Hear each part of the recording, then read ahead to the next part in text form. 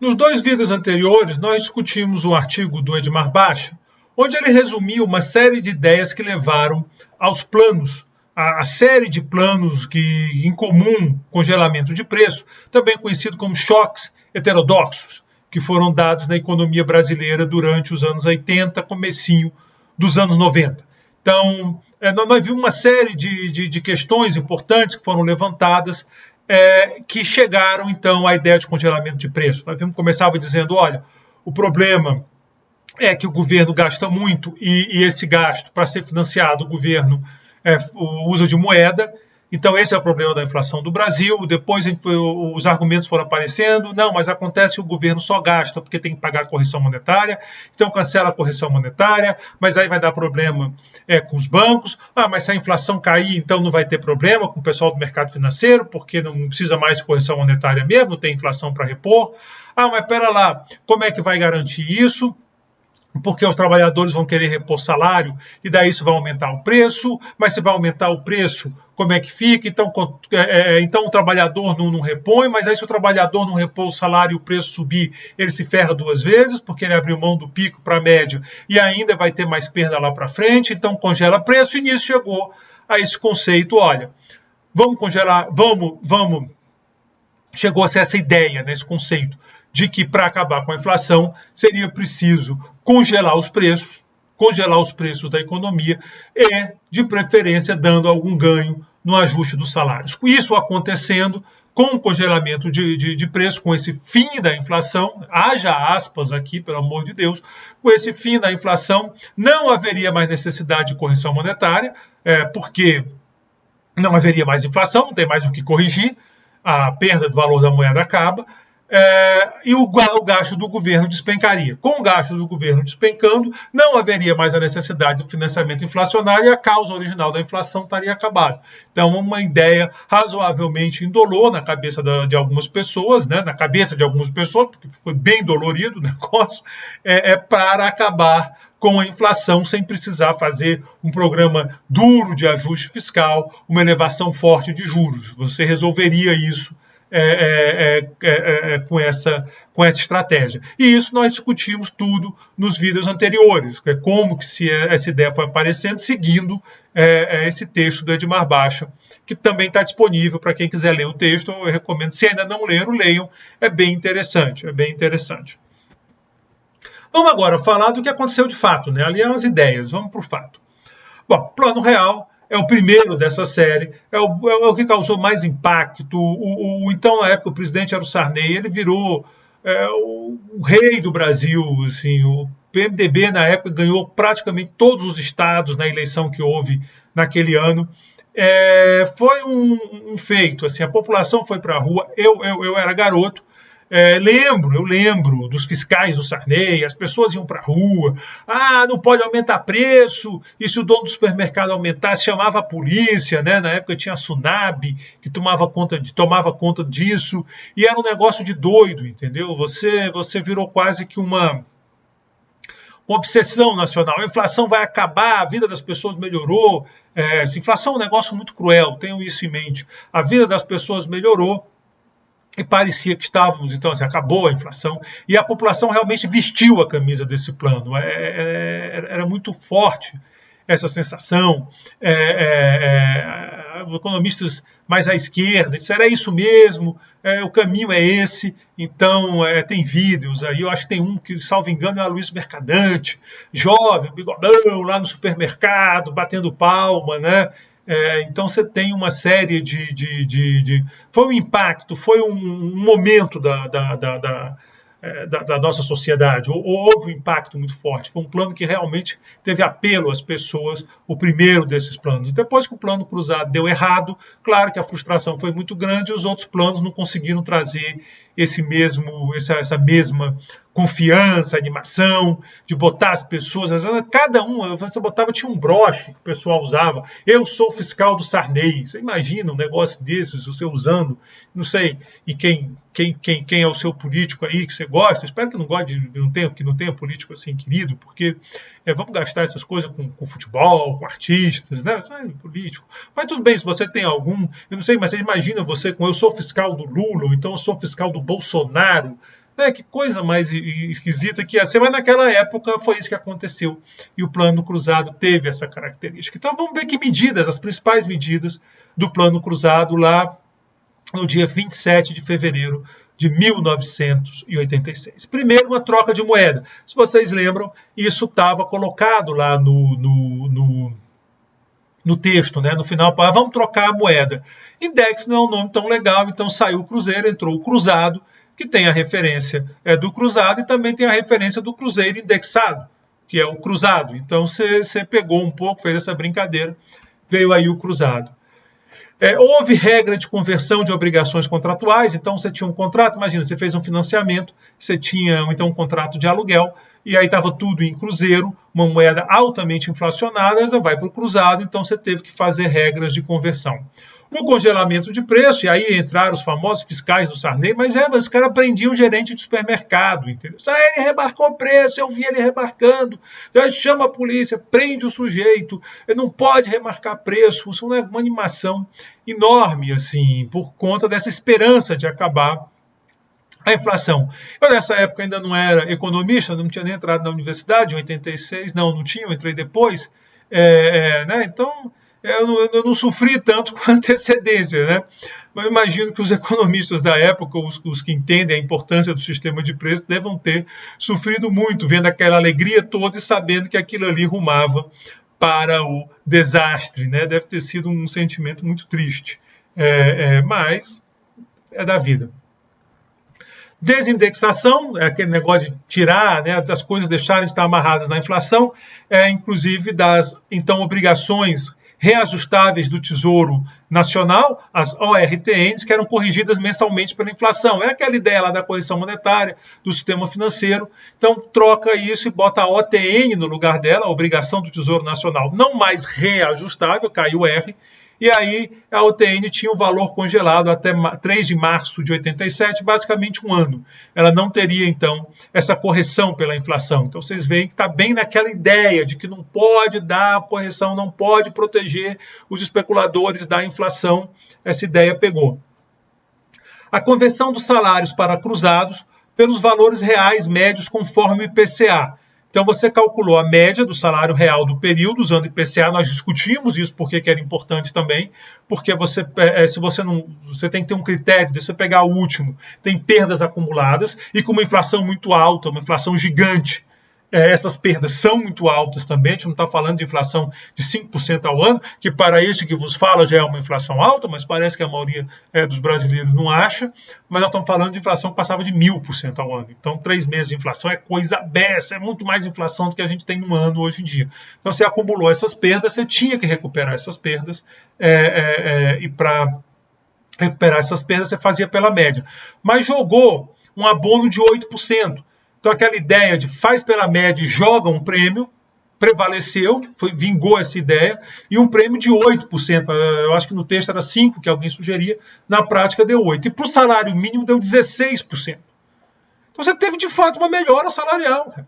Você teve ali as pessoas, você corrige pela média e ainda joga um fator para cima. Claro que isso não é o pico, porque a inflação era muito alta, então talvez não tenha chegado no pico, mas é bem mais, é um prêmio grande em relação à média. Se a inflação não volta, é um ganho de renda gigantesco. A inflação eventualmente voltou, mas inclusive nessa época não tinha chegado a 1000%, não, veio chegar depois, porque um dos efeitos colaterais foi o descontrole total de qualquer esperança de política macroeconômica. Mas, quer dizer, a inflação voltou, mas na época as pessoas achavam que não ia. Então elas se comportavam, pelo menos a maioria das pessoas, como se não fosse. Então veja bem que, reparem, né? Estava lá na ideia, estava lá na discussão a mudança de moeda. A questão dos contratos, eu não sei se foi explícito, mas passava por lá. O congelamento de preços estava lá. O fim da URTN, o fim desses títulos que reajustavam diariamente, mensalmente, desculpa, também estava lá previsto. E essa transformação da média pelo um bônus estava previsto. Então, o texto é de 85, é de antes desse plano. Então, aquelas ideias lá estavam influenciando esse plano. Muita gente que está figurado ali foi quem veio a elaborar o plano cruzado. Então, veja que ideias importam, né? As ideias não viram tal e qual a política, mas ideias importam. Né? Aquela história, salvo engano, Keynes, que dizia que o homem prático, que pensa que é um pragmático, só olha para as coisas práticas e não está nem aí para teorias, muitas vezes o que ele pensa e o que ele acha que é pragmático são as ideias de algum economista morto. Então, ideias importam. Aqui não estavam mortos, foi tudo muito rápido, mas você vê que a coisa segue um pouco as ideias. Então, esse foi o plano cruzado, continuo aqui com ele, ainda tem mais medidas. Então, percebam como encaixa.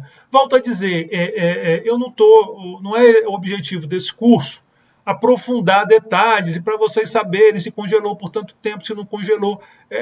Essas coisas pontuais aqui só me interessam à medida que fazem paralelo com a discussão. Porque o que eu quero é que vocês entendam que tipo de ideia leva a que tipo de política na economia brasileira. Porque discutir fatos, depois você pode, tem na internet, tem guardado. Então pega um livro, se você vai fazer, entrar nessa área, pega outro livro. Esse é o curso optativo, tem a disciplina de economia brasileira contemporânea lá, que aí normalmente entra mais nessa discussão.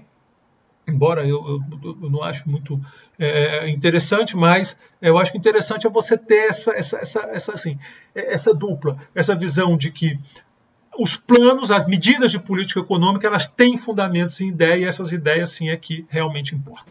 Então, continuemos. Indexação dos salários também era uma ideia. E se der errado? E se o plano der errado, como é que ficam os trabalhadores? Então, quando se a inflação acumulada chegar a 20%, ajusta. E, no mínimo, 60% do IPCA na data base. Então, você vê que também estavam botando gatilhos para proteger os trabalhadores. Aluguéis, prestação do sistema financeiro de habitações e mensalidades escolares convertidas para o cruzado pelo princípio do valor real médio. Então você imagina um assalariado, né, o cara tem salário, não precisa ser salário mínimo não, o cara que vive de salário. E o salário dele tem média mais 8 e as prestações da casa própria ou os aluguéis ou o colégio das crianças, que pesam no orçamento, média sem esses 8. Então, é esse ganho mesmo que teve que animou tantas pessoas. Infelizmente, a coisa não parava em pé. Câmbio fixado em 13 cruzados e 80 centavos por dólar. O BC podia mudar esse valor. Isso aí não foi congelado. O BC tinha como, podia alterar. Então, esse é o plano cruzado que tanta alegria trouxe inicialmente, que tanta frustração trouxe depois, quando começou a dar errado. Quando os produtos começaram a sumir das prateleiras, ninguém encontrava mais nada. Quando o mercado começou a cobrar ágio, né, taxas, para você conseguir comprar as coisas, você chegava, por exemplo, para comprar um determinado bem, não tinha, aí você, mas aí se eu pagar uma taxa, acelera. Quando começou a surgir uma série de alternativas para aquelas transações que não estavam sendo realizadas, porque os preços não estavam mais sinalizando o que eles deviam sinalizar. Um preço. E tem um texto maravilhoso, eu acho que não tem tradução em português, mas se você tem essa facilidade de ler inglês, procura na internet, é um texto do economista, do Hayek, e o Hayek, às vezes, como ele tem uma certa... virou popular na internet, virar popular na internet é uma bênção e uma maldição. Né? É uma bênção porque as pessoas conhecem mais aquele pensador, mas também é uma maldição porque fica muito zum e tal. Mas o Hayek é um economista que tem um prêmio Nobel, tem contribuições fundamentais para o pensamento econômico. E um deles é esse artigo na American Economic Review sobre conhecimento na sociedade, né? Knowledge.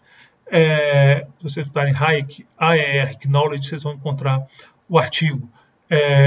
E ele argumenta exatamente que ninguém numa sociedade tem todo o conhecimento necessário para as decisões econômicas. Ninguém tem, nem o governo tem, nem os empresários têm. Esse conhecimento está espalhado, espatifado em várias pessoas.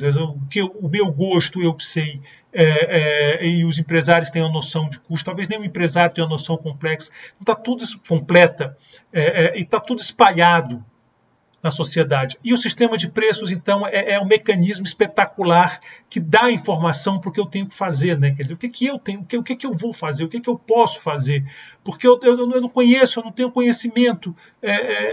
Por exemplo, eu gosto mais eu gosto mais de tangerina do que de maçã. Mas eu não sei se tangerina é muito mais difícil de produzir do que maçã. Então eu vou comer o quê? Eu como maçã ou eu como tangerina? De repente tangerina é muito difícil, maçã é mais fácil. Ou ao contrário, sei lá, eu não entendo nada de plantação. Mas o preço me diz isso. Eu chego e vejo o preço. Eu digo, né, a tangerina é mais barata que a maçã e eu gosto mais de tangerina. Oba, vou comer tangerina. Mas se a tangerina for mais cara, eu posso pensar, cara, eu gosto mais de tangerina, mas espera lá, ela está tão mais cara. Isso reflete os custos na produção da tangerina, então eu vou comer maçã. Então os preços me orientam o produtor. Você chega numa cidade, você quer abrir a sua confeitaria, você não sabe muito bem que tipo de bolinho o pessoal gosta, né? O pessoal gosta de chocolate, de morango, de abacaxi. Aí você vai fazendo o bolinho e vai vendo, esse aqui está esgotando, esse aqui não está. Aí o preço vai ajustando e você vai começando a entender as coisas. Então, o preço é esse grande sinalizador, o preço é essa preciosidade que a civilização criou, né? O preço, e quando você congela preço, você quebra esse mecanismo. Então, as pessoas ficam perdidas no que comprar e as empresas ficam perdidas no que produzir. Acaba dando o que aconteceu. No limite, eu já devo ter comentado em outros vídeos, porque é impossível falar do assunto sem comentar. A Polícia Federal ia buscar boi no pasto, porque estava faltando carne. E se você olhar o que acontece na Venezuela, o que está começando a acontecer na Argentina, é o mesmo caminho. É o mesmo caminho. Você destrói o sistema de preços, você perde essa sinalização e vai embora. Mas, infelizmente, na época, isso não foi dado o devido valor. Os economistas acreditavam que podia. Uns dizem que não, porque a ideia era que o congelamento fosse mais curto, para não dar um impacto tão grande, mas aí entrou a variável política, tinha uma eleição, e você sabe, o político quer ganhar a eleição, e aí prolongou demais e veio o caos. Mas, de todo modo, faltou talvez um sentimento melhor aí do funcionamento da economia, talvez aquela ideia muito forte de que o Brasil é diferente, né? Não é Brasil, é o Lizarbe, aqui é o contrário, essas teorias aí, esse é papo desse Hayek, esse cara vem da Áustria, aí passa por Chicago, não, isso aí só funciona acima do Equador, né? Debaixo do Equador não tem pecado e o sistema de preço funciona diferente. Vai ver que se pensou alguma coisa assim, mas infelizmente foi muito triste. A grande decepção, que eu volto a dizer, então, bons economistas certamente viram que esse negócio não tinha como dar muito certo. Mas esse é o plano cruzado. A partir do plano cruzado vem uma sequência de planos. Uma sequência de planos tentando repetir aquela fórmula. E óbvio que agora você já não tinha mais aquela empolgação, porque as pessoas perceberam que esse negócio de congelar preço não funciona. Então teve o plano Bresser, do Bresser Pereira, que está aí até hoje, participa do debate econômico. Depois ele foi ministro do Fernando Henrique, não da área econômica propriamente dito, mas da área administrativa, onde ele participou da reforma administrativa, mas não da condução da economia propriamente dito, que era o Malan, era outra turma, né? Mas o Bresser, o Luiz Carlos Bresser Pereira, um economista que está aí muito presente até hoje. Mais uma vez, congelamento de preços, salário e câmbio por 90 dias, então mais uma vez o congelamento presente. É esse aqui que considera aí né, esse elemento do choque heterodoxo, porque a visão ortodoxa, que o Bacha lá chamou do FMI, ela diz, olha, não adianta você atacar o preço, você tem que ir na causa da inflação, que está associado a um problema fiscal e um financiamento monetário. Então vamos discutir isso melhor no próximo vídeo, porque não é só a emissão de moeda, tá? Não é só, de novo, internet, não é bem só a emissão de moeda o problema, é como que essa moeda está sendo emitida. Tem um detalhezinho aí que nós vamos discutir com calma nos próximos vídeos, quando nós discutimos o artigo do Sargent, porque ele bate muito nessa tecla, então deixa para lá, quando chegar lá, eu converso com vocês exatamente o que é, mas depois vamos pensar na emissão de moeda ruim, pensemos assim, para financiando esse gasto do governo, e isso não vai. Essa seria uma abordagem mais ortodoxa, digamos assim, em contraposição a essa. É ruim também falar heterodoxia, porque a gente pensa assim, que não é que existe uma ortodoxia, uma heterodoxia se degladiando pelos tempos e tempos e tempos. Você tem uma ortodoxia. Você tem ortodoxia, que ela costuma ser bem ampla, tem divergências de pensamentos aí dentro, então você pega vários economistas ortodoxos, eles diferem, eles têm sobre certos fenômenos, sobre áreas de interesse, então você vai pegar o cara que faz microeconomia, o cara de jogos, e aí você vai pegar o cara de macro, e a ortodoxia ela é um pouco esse negócio meio mal definido, que abarca essa série de áreas e até de abordagens, ela admite variações. E você tem as heterodoxias. A heterodoxia, grosso modo, é um grupo de economistas que se identifica com alguma crítica ao pensamento ortodoxo. Então, acha, isso aqui não está legal. E aí você cria esse grupo que diverge e que faz a crítica. Se essa crítica for incorporada, eventualmente a heterodoxia passa a fazer parte da ortodoxia. E aquela heterodoxia deixa de existir enquanto heterodoxia, né? Ela fez parte, ela se incorporou. Se não, fica um embate, os caras lá tentando convencer, vocês estão errados, certo é assim, não está legal isso que vocês estão fazendo. E aí vai andando. Agora, como existem várias possíveis divergências, vão existir vários possíveis tipos de heterodoxo. Então, você é economista marxista, é um heterodoxo. Você tem um economista pós-keynesiano, é um heterodoxo. Você tem já o keynesiano tradicional, né, chamam de novos keynesianos hoje em dia, não são heterodoxos, eles estão dentro do que se chama. É meio bem enrolado isso, é por isso que eu nem gosto muito dessa discussão. Mas só porque está falando choque heterodoxo aqui, fica pensando, será que a heterodoxia? Não existe a heterodoxia, existe as heterodoxias, que muitas vezes são muito conflitantes. Você, estritamente falando, vem para a escola austríaca, né, que chamam aí de ultraliberais e tal, ela é uma escola heterodoxa. Ela tem uma abordagem heterodoxa, mas ela vai discordar muito dos pós-keynesianos sobre, por exemplo, política monetária, política fiscal. Então, é um pouco por isso que é ruim usar esses termos, mas só para vocês fazerem a ideia. Então, havia essa, digamos assim, essa discordância, né? Essa saída do pensamento principal que dizia que o congelamento de preços seria um caminho interessante. Eventualmente não foi. Não foi. Claro que alguém ainda pode dizer, porque não fez certo, né? Deturparam o congelamento de preço, tem essas coisas, mas o fato é que os vários planos todos deram errado. Então, o congelamento de preço, salário e campo 90 dias, os preços congelados do pico, quer dizer, o valor último, é muito difícil ajustar preço sem ser pelo pico, né? Porque você teria que ir produto em produto para voltar a calcular. Salário na média e câmbio com desvalorização de 10%. É o Bresser, né? Se ele não desvalorizar o câmbio, não é o Bresser. Até hoje o Bresser pede valorização. Não sei se ele está pedindo agora com o câmbio aí, assim que mas deve estar pedindo. Ele deve estar dizendo que o certo é 7, ou qualquer coisa assim. Não sei, estou brincando aqui.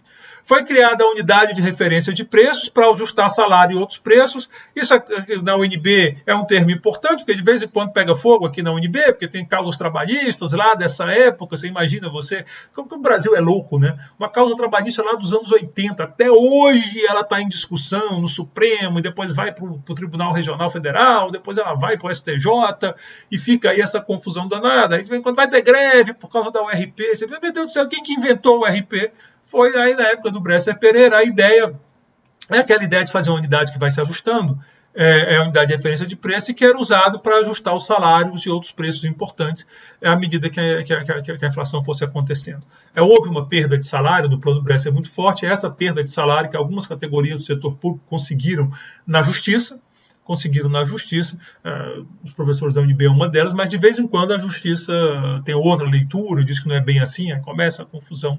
Então, aqui para a UNB, eu acho que vale a pena lembrar. A moratória, teve uma moratória em julho de 87, né, o famoso devo, não nego, pago quando puder. A gente viu que no passado o Brasil já tinha feito outras, eles não vão pagar. A dívida externa realmente estava descontrolada, veio descontrolada dos militares, e aí o governo achou que era a hora de fazer uma moratória. Então, esse é o plano Bresser. Aí teve plano Verão, com o presidente Maílson, com o ministro Maílson. Você vai tendo planos em cima de planos, entendeu? E aí chega o plano Collor. O plano Collor, ele se destaca. O plano Collor realmente ele tem uma pegada diferente. Ele aparece com um jeitão novo. Porque além dessa ideia de congelar preço, o plano Collor resolveu congelar o dinheiro que as pessoas tinham no banco. Ele pegou um limite, que era 50 mil cruzados novos, e disse, mais do que isso, está preso. Né? Literalmente um calotão, um super calote nas pessoas. Mas depois foi pago. Foi, mas eu precisava do dinheiro agora. E isso, claro, que gerou um caos absoluto na economia. Imagina agora eu dizer para vocês que qualquer coisa acima de R$1.000 que vocês tenham na conta corrente, ou na poupança, ou em aplicações, você está sem acesso a esse dinheiro por 2 anos. Pode ficar tranquilo que durante esse período seu dinheiro vai render e você vai poder resgatar. Você diz, sim, cara, mas eu vou casar semana que vem. Eu tenho que pagar a festa. Se vira, bichão, porque você não vai ter seu dinheiro. E foi um caos, o pessoal em desespero, né? Depois teve que fazer algumas exceções, mas não pagava nem folha de empregado. Como é que a empresa ia pagar? Porque pegou todo mundo, CPF, CNPJ, e era por CPF ou CNPJ. Então, se você tivesse espalhado em várias contas, se ferrou do mesmo jeito. Então, era esse o problema. Então, nesse período, os depósitos ficaram rendendo 6% mais inflação, é um bom rendimento, ninguém nega, mas você podia estar precisando do dinheiro naquele momento, foi um baque gigantesco na sociedade. Qual era a ideia de fazer isso? De dar essa enxugada, dar esse alívio para o governo na própria rolagem da dívida pública. Houve o congelamento de preços e salários, né, o maldito congelamento. Há quem diga que nesse caso nem precisava, porque já tinham dado um choque tão gigantesco na economia com esse congelamento dos ativos, que o dinheiro das pessoas, dos direitos que as pessoas tinham nos bancos, em termos financeiros, que aí sem claro, é muita história política, não sei quem sabia antes, tirou dinheiro, corre boatos que aquele político importante ou aquele empresário importante tinha parado um caminhão de dinheiro para tirar. Muita história desse tipo aconteceu. Obviamente, eu não tenho conhecimento de ser verdade ou mentira, mas muita história se falou. E veio junto o congelamento de preço e salário. Há quem diga que houve uma confusão importante aí entre fluxo e estoque de moeda, mas eu acho que isso é meio maldade do pessoal, a equipe que estava lá era melhor do que fazer essa confusão. Mas é porque a gente sempre fala assim, a moeda causa inflação, a moeda inflação, a moeda inflação.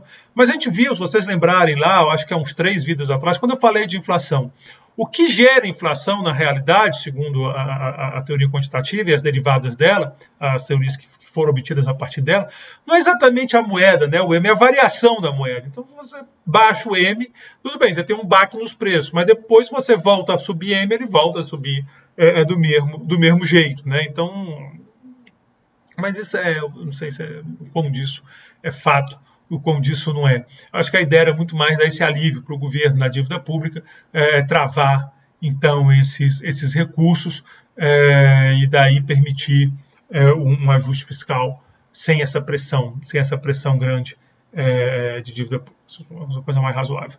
Mas o fato é que houve, sim, isso foi um baque. Isso afetou muito a própria, não no primeiro momento não, mas a partir de um tempo, quando as coisas começaram a não dar certo, porque no primeiro momento, aí de novo, porque é difícil visualizar o que é uma sociedade altamente inflacionada, é um conceito bem difícil. Mas quando você tem uma sociedade altamente, com uma inflação muito grande, como estava acontecendo ali em 1990, cara, você quer qualquer coisa para acabar com a inflação, porque é muito ruim aquilo ali, na maioria das pessoas, pelo menos. Então, no primeiro momento, é a esperança, mesmo você em desesperado, né? Você teve um caso de uma jornalista famosa que entrou em desespero ao vivo, né? Quando ela, mas o que aconteceu? Vai ser isso mesmo e tal. Esse é um problema. Mas depois que as pessoas foram vendo que não deu certo e que elas passaram por tudo aquilo, eu acredito que certamente foi um dos fatores que contribuiu para que o presidente Collor governasse menos tempo. Ele perdeu muito apoio na classe média, que sofreu muito com esse negócio todo. Aí veio o congelamento de salário. Os impostos foram indexados, né? Então, assim, para o governo não perder receita, então os impostos, o que você tem que pagar de imposto, passou a ser indexado. Foi criado o Imposto sobre Operações Financeiras, o IOF, que incidia sobre todos os ativos financeiros, transações com ouro e ações sobre todas as retiradas de conta de poupança. Então, não é CPMF, não é CPMF. Aqui porque a CPMF ela é sobre o pagamento, a transação em si. Aqui não, o Imposto sobre Operações Financeiras ele pega mais a rentabilidade daquela transação, tá certo? Embora ele possa ser aplicado eventualmente em outra coisa, que nem você tem imposto, por exemplo, que IRPJ, ele é sobre lucro, mas aí às vezes aplica sobre faturamento, é simples, essas coisas. Mas é outro conceito de imposto, o IOF, né? Ele não é sobre a movimentação, É um imposto sobre operações financeiras e foi criado, existe até hoje. Liberação do câmbio e começo da abertura da economia. E aqui é interessante, porque se o Collor, por um lado, dá o super choque heterodoxo, porque é um super choque heterodoxo, tem congelamento de preço e ainda tem esse sequestro de ativos, a era das reformas começa com o Collor. Então é curioso isso, né? É curioso. O Collor ele tinha alguma coisa do tipo, eu vou surpreender a direita e chocar a esquerda. Agora eu não estou lembrando os termos. Ele foi isso. Na verdade, o que ele conseguiu foi irritar todo mundo.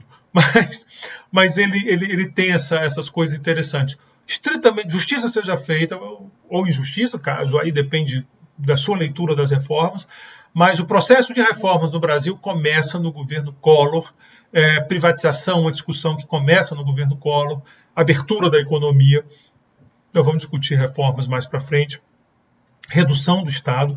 Collor tinha a fama de ser o caçador de marajás, porque ele dizia que os servidores públicos, alguns, né, sempre assim, sempre alguns, elite, seja lá o que for, viviam como marajás. E aí era o caçador de marajás, é uma marca que ele trouxe. Então essa ideia de que é preciso reformar as instituições da economia brasileira, ela aparece, ela toma força no governo Collor, né? E depois ela no Fernando Henrique amadurece, ela continua no governo Lula e começa a ser revertida no segundo mandato do presidente Lula. Ajuste fiscal, então a ideia estrutural, com demissão de servidores, extinção de órgãos públicos e eliminação de incentivos fiscais. Então, de novo, é um plano que, por um lado, tem esse componente de congelamento de preços e de sequestro de ativos, mas, por outro lado, tem um componente de modernização da economia via abertura e ajuste fiscal mais estrutural, né? Inclusive com esse negócio de isolamento de serviço público, servidores públicos, os planos de demissão voluntária da época. Depois teve coisa que foi revertida na justiça, deu uma confusão do tamanho do mundo. Essa extinção de órgãos públicos. Para negócio que quem é a favor de ajuste fiscal sonhava que o Guedes ia fazer, e quem é contra temia que o Guedes ia fazer. O Guedes não fez, né? O Bolsonaro e o Guedes não fizeram um negócio, um arremedozinho e tal.